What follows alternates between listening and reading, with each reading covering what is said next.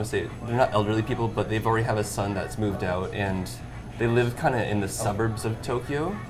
And when I first met them, I was pretty nervous, you know, as after a long flight, and we got into the train station, and this little old Japanese lady comes up, and the first thing that she does once we part from our group is she's like, is there any foods that you don't like to eat? And at first I was relieved, and that was like pretty much the tone that was set from then on. Since I have a bit of Japanese background in me, like I felt really at home. She made meals for me, she did my laundry, and I was really babied there, but they took really good care of me, and I felt also because of them I learned a lot more Japanese. Because after classes, I'd hang out with friends for a bit and we'd speak in English, but then once I got back to my host home, they don't know any English. For the most part, yeah, we only spoke Japanese, and I feel like I benefited a lot from it. Actually, I went on one trip to Kamakura, actually twice with my host mom, and we went to go visit their son and his family. Do you do much cooking? Oh yeah, well, being in an apartment, I kind of had to, so. So what did you cook? I mean, rice. Rice. A lot of stir-fried rice for me. A lot of just like oyakudon. It's a it's chicken and egg. Yeah, chicken mixture and egg, that so you put on rice. Parent-child rice is what they call it, but people in the South don't call it that. So they call it tanin,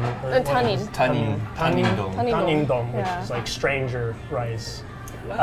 Which alternatively, I learned that you can do that as beef and egg. I know, it tastes so much better that way. Thing. Yeah. There's a term in Japanese called communication, which is very helpful. Yeah, it's something that happens after work. Usually, you go out with your boss, or in this case, your teacher, and you drink and you talk about the day. And it might be that you air grievances or talk about problems or things like that, and it's supposed to be just kind of that release.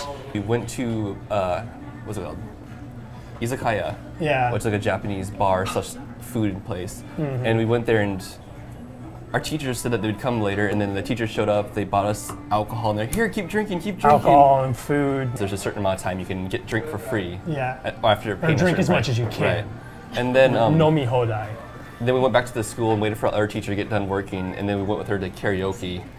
And there's Koreans, Americans, and then of course she was Japanese, and we all sing different songs. And okay, like what songs?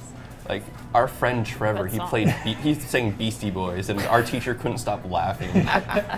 Like if you're an absolute beginner, the roughest thing for you is definitely going to be probably just your alphabets. Yeah, reading and writing.